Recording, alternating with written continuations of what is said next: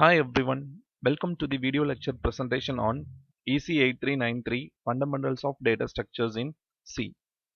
This video we are going to see the topic Functions in Unit 2. This is Satish Pandian, Assistant Professor, Department of CSE, Government College of Engineering, Bodinaikanur. So first we will see the definition of a function. A function is a group of statements which are used to perform a particular task. Suppose I want to do a task, I will write set of statements for performing a task. So those set of statements are called function. So function is nothing but a group of statements. So statement is nothing but each and every line of a program is statement. So some set of statements are grouped together used to perform a particular task. That is called a function. Okay. And then under data type, it is comes under derived data type. There are three types of data types: built-in data type, derived data type, user-defined data type. So functions comes under derived data type. Okay.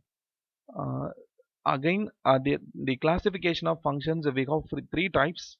One is a main function, second one is a built-in or predefined function, third one is a user-defined function. So main function in the first unit itself we seen all the programs. If you write any C program, that program must contain main function. Without main function, we cannot execute a program. So main is important to program execution. So all programs must include this function.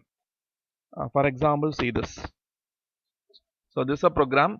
So here we have a main. So this is a main function. We need this main function to execute a program. So that is main.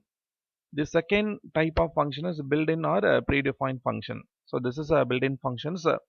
So built-in, the meaning is already available or already defined in the system. So these are already defined. Where we have means under header files.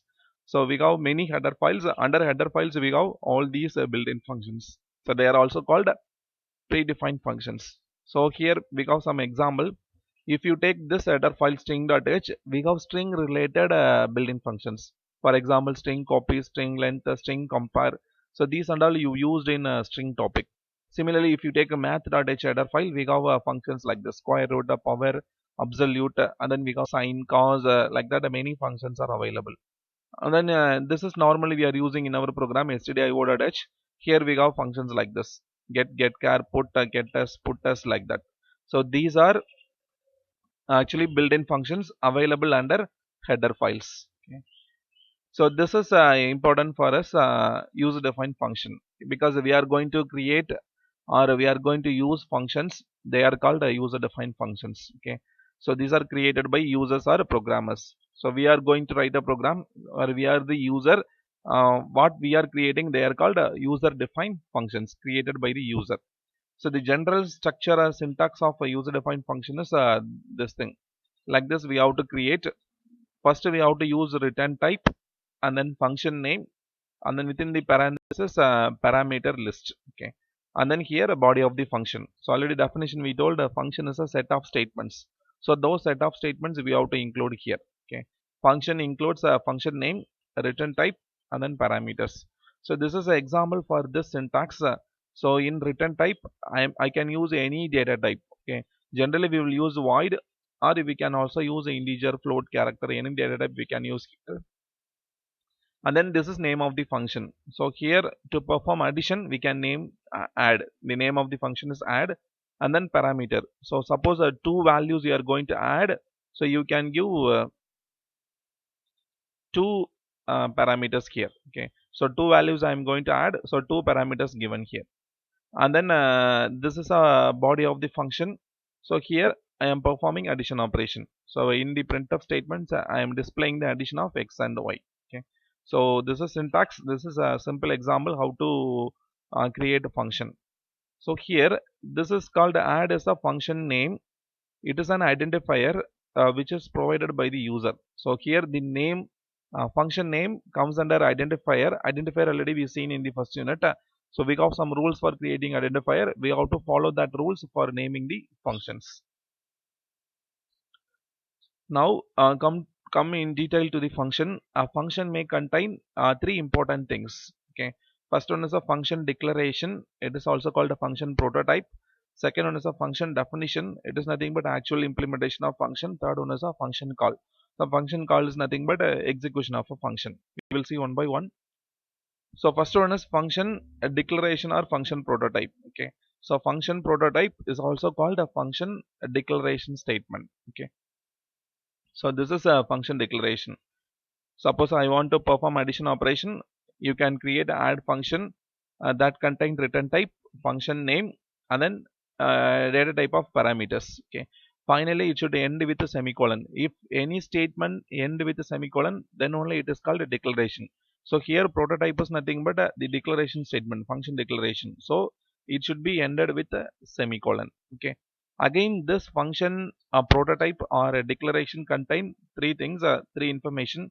The void it is like our syntax. Okay, the void is a return type. This is return type of the function, and then add is the name of the function, and then here int we have no, that is nothing but parameters. Okay, so here we are indicating how many parameters we are going to use and the data type of the parameter. So in this example, two parameters, both are integer data type. Okay, that is type is nothing but data type, number is nothing but how many numbers we are using.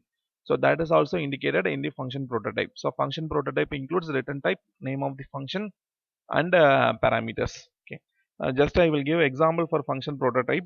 So take this program. Here we have main program. Normally the function prototype is given or function declaration is given before the main program, that is in this place. Before the main program you can include the function prototype.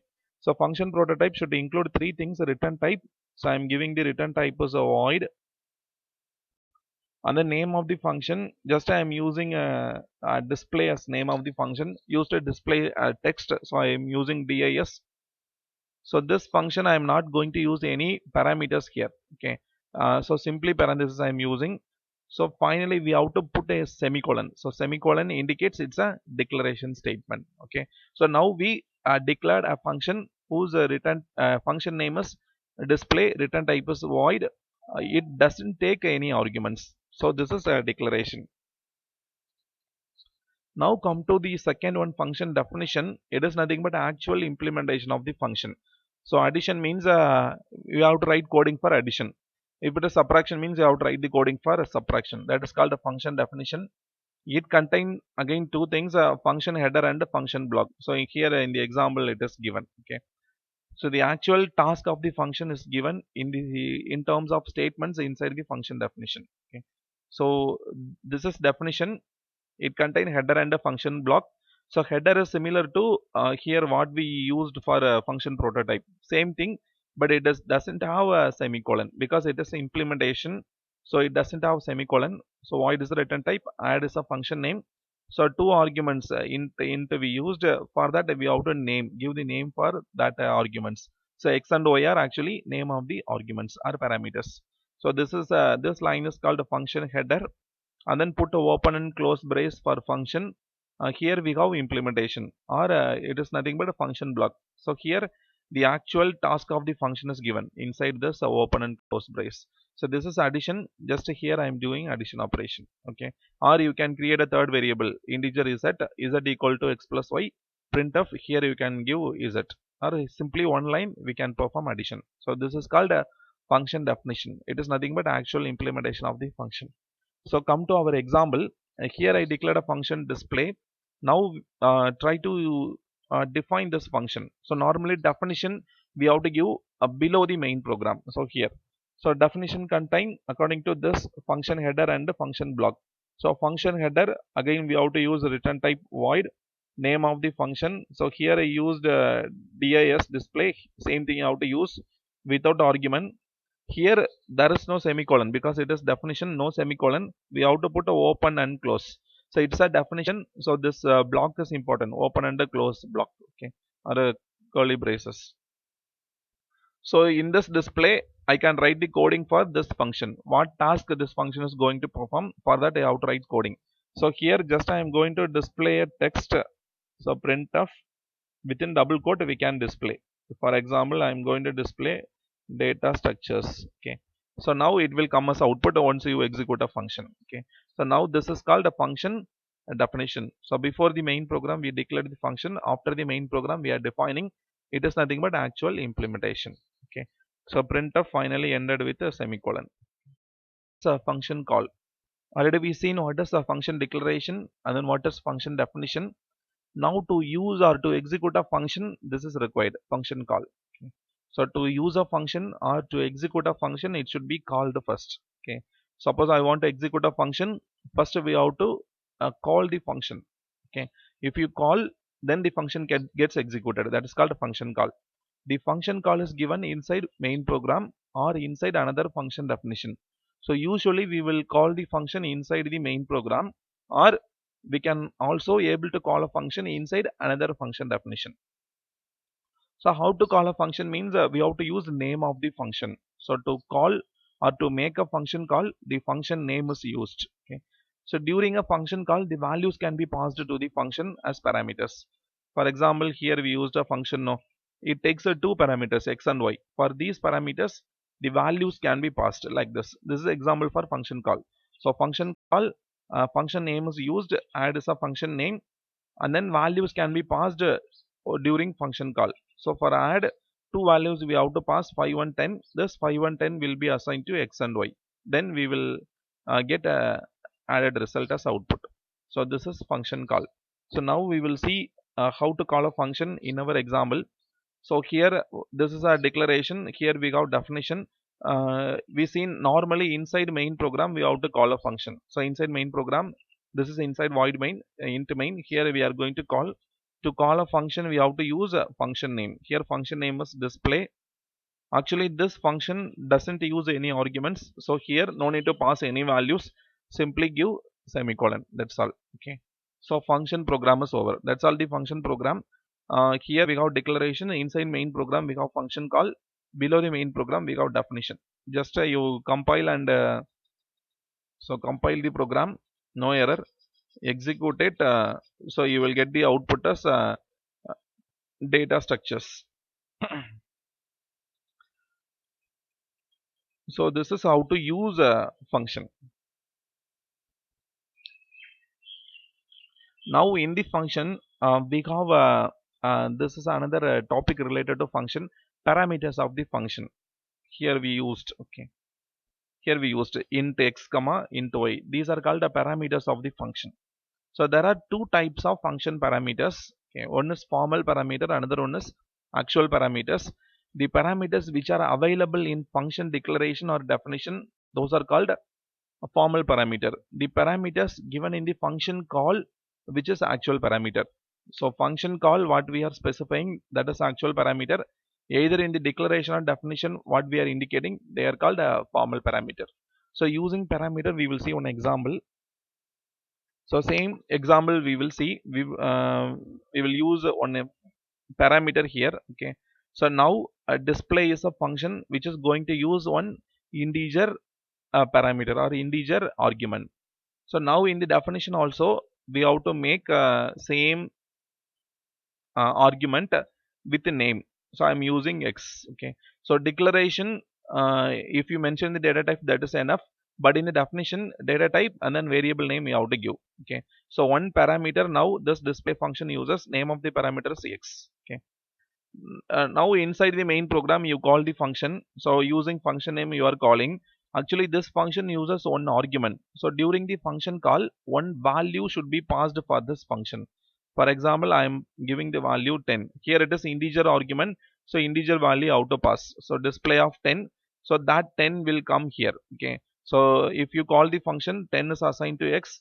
Now that x you can use here. Okay. Suppose I want to display that x value. It is integer. So you use a percentage d comma x. So simply display the value of x. Okay. So just so now compile the program and execute. So you are getting output as 10. So now same program we will modify with two arguments. So int comma int I am using. So in the definition also we have to use two arguments. So int y. So here we will perform addition operation. So since here two arguments are used in the function call, we have to pass two values. So display 10 comma 20. So two values I am passing. So now 10 is assigned to x, 20 is assigned to y. Now we can able to perform addition of these two. So here I can use x plus y. Okay. So now execute this program, compile and execute. So we are getting the output as 30. So addition of 10 and 20 will come as output. Here in the function call, here directly we are passing values. Instead of that, we can also get the input from the keyboard that can be passed to the function. So that we will see. So I'm creating two integer variables here, integer a comma b. Now through the keyboard get values using scanf. So scanf, we have to get two values. So percentage d, address of first variable a, comma address of second variable b. After getting value of a and b, here you just pass a value and b value. Okay, so that's all. So two variables I declared. We are getting input for two variables that we are passing in the function call. So now value of a and b will be assigned to x and y. We will get their sum as output. So just check the execution of this program. So compile it and run. So here you have to give two values first. Okay. So a value I'm giving 5, b value I'm giving 10.